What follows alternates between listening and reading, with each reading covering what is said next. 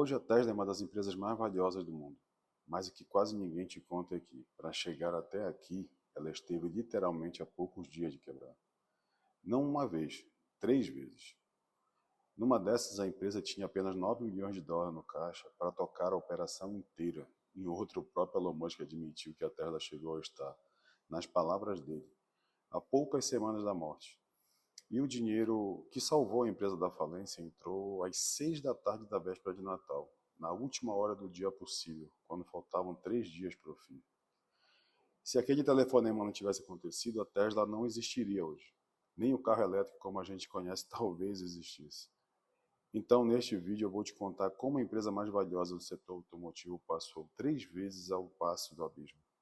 E o que cada uma dessas quase mortes ensina sobre negócio, risco e sobrevivência.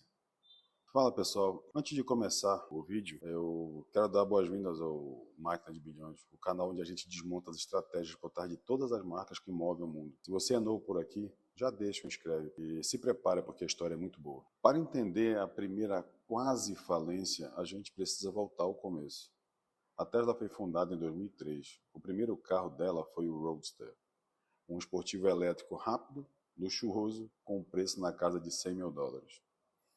E aqui já mora o primeiro erro clássico de negócio. O plano de desenvolvimento Roadster tinha um orçamento estimado de cerca de 25 milhões de dólares. O custo real de desenvolvimento estourou para perto de 140 milhões, quase 6 vezes mais que o previsto. Todo o dinheiro da empresa foi sendo queimado num carro caríssimo, feito para pouquíssimos clientes. A Tesla entregou só cerca de 2.500 unidades do Roadster. Elon Musk, que tinha ficado rico com a venda do PayPal, foi despejando a própria fortuna dentro da empresa. Mais de 100 milhões de dólares do bolso dele. E aí veio o pior momento possível para ficar sem dinheiro. 2008, a crise financeira global. O crédito secou no mundo inteiro. Gigantes como a General Motors e a Chrysler estavam caminhando para a própria falência. E convencer alguém a investir numa startup de carro elétrico, considerada uma ideia esquisita na época, no meio daquele caos era quase impossível. No fim de 2008, a Tesla tinha só 9 milhões de dólares no caixa. Musk, para colocar cada centavo que tinha na empresa, chegou ao ponto de não ter casa própria e precisar pegar dinheiro emprestado com amigos para pagar o aluguel.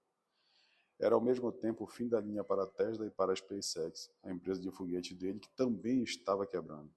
E aqui acontece uma das histórias de sobrevivência empresarial mais dramáticas que existem.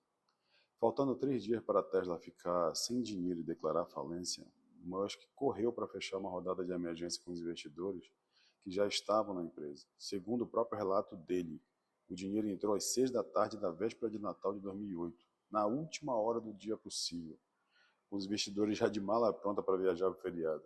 Musk colocou todo o dinheiro que ainda tinha, mesmo achando que a empresa ainda assim iria falir. Nas palavras dele, era isso ou a morte certa da Tesla. E teve um detalhe que quase ninguém liga nessa história. Mais ou menos na mesma época, a SpaceX, a outra empresa de Musk, conseguiu, depois de 3 fracassos seguidos, fazer o quarto foguete decolar com sucesso. Logo em seguida, fechou um contrato bilionário com a NASA. Ou seja, as duas empresas de Musk se salvaram por um triz, quase ao mesmo tempo no fim de 2008. Se qualquer uma das pontas tivesse falhado, ele teria perdido tudo. Depois desse fôlego, veio o oxigênio de verdade. Em 2009, a montadora alemã Daimler comprou uma fatia da Tesla e, na sequência, o Departamento de Energia dos Estados Unidos concedeu um empréstimo de centenas de milhões de dólares. Foi isso que tirou a empresa da UTI e permitiu desenvolver o carro que mudaria o jogo, o Model S.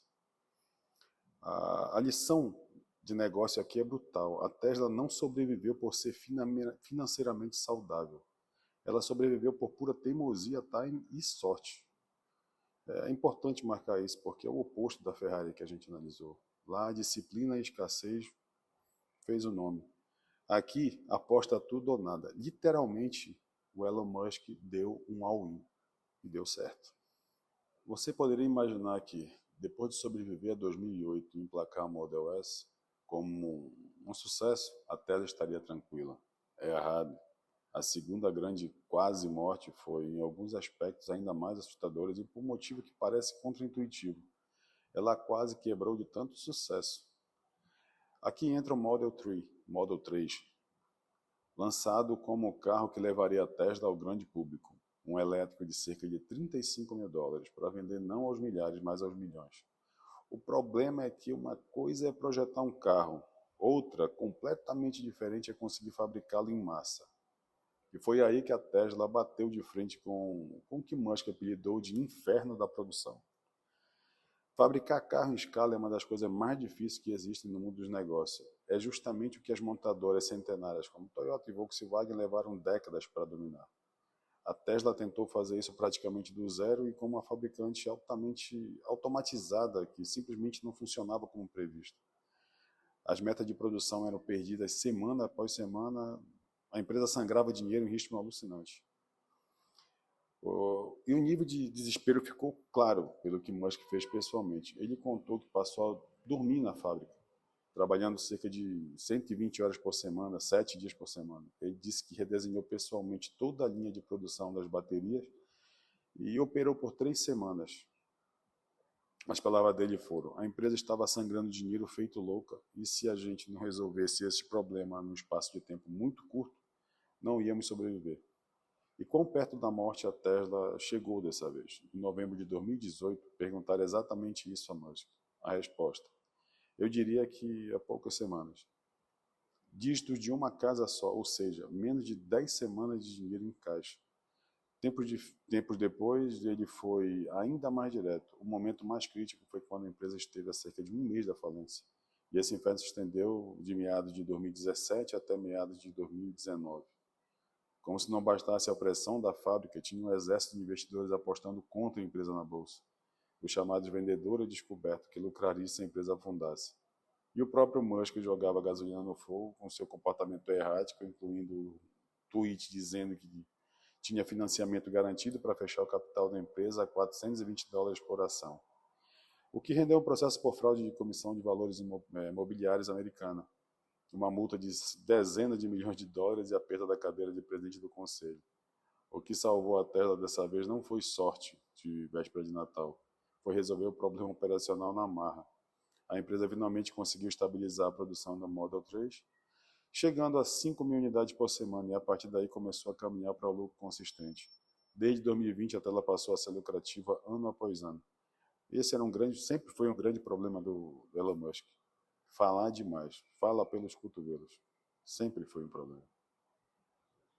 Tem ainda uma terceira fase, uma terceira crise, de natureza diferente que vale mencionar.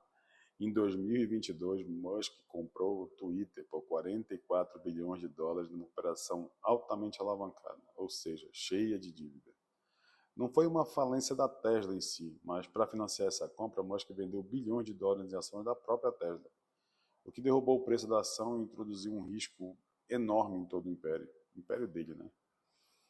A saúde da Tesla ficou de novo atrelada a uma aposta arriscada. E é aqui que a gente consegue enxergar o padrão, que é a verdadeira lição desse vídeo. Repare que as três crises seguem exatamente a mesma receita. Primeiro, uma alocação agressiva de capital, apostando muito mais do que deveria ser prudente. Tá? Segundo, um ceticismo enorme no mercado, com todo mundo dizendo que ia dar errado. Terceiro, um problema operacional gigantesco. E, por fim, a salvação vinda não de uma gestão financeira conservadora, mas de um desempenho fora da curva na hora do sufoco.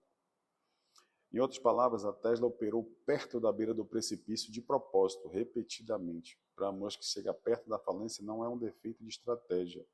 É quase um efeito colateral inevitável de apostar muito alto. A filosofia dele é declarada: se algo é importante o suficiente, você faz mesmo que as chances estejam contra você. Isso cria uma reflexão honesta de negócios e eu quero deixar os dois lados para você. Por um lado, foi exatamente essa disposição de arriscar tudo que criou uma empresa revolucionária, que forçou a indústria automotiva inteira a correr atrás do carro elétrico. Por outro lado, é um modelo perigosíssimo que dependeu de sorte em momentos chaves e que poderia ser totalmente destruído. E destruiria se um único telefonema, um único foguete, uma única semana tivesse dado errado. Não é uma receita que se possa recomendar como regra. É a exceção que sobreviveu para contar a história. E a gente não escuta as histórias de milhares de empresas que apostaram igual e quebraram.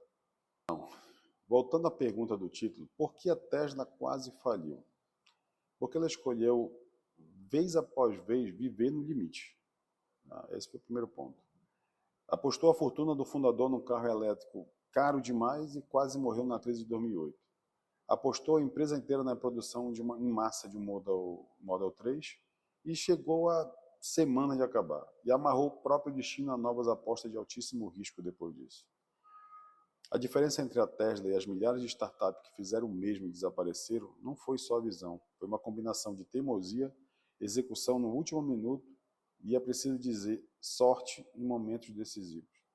A mesma ousadia que quase matou a empresa 3 vezes é a que transformou numa das mais valiosas do planeta. Fica a lição que vale para qualquer negócio. Operar no limite pode gerar resultados extraordinários, mas o preço é conviver com a possibilidade real de ruína. Risco altíssimo, recompensa altíssima. Sempre foi assim. E nenhuma garantia de que você vai estar entre os que sobrevivem para contar.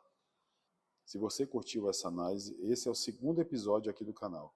No primeiro eu contei como a Ferrari fez o oposto disso, fatura bilhões vendendo pouquíssimos carros com disciplina em vez de aposta. Está aqui na tela para você ver em seguida. Se inscreve no Moleque de Bilhões, deixa os comentários qual empresa você quer ver no próximo vídeo e a gente se vê. Um abraço, pessoal. Até mais.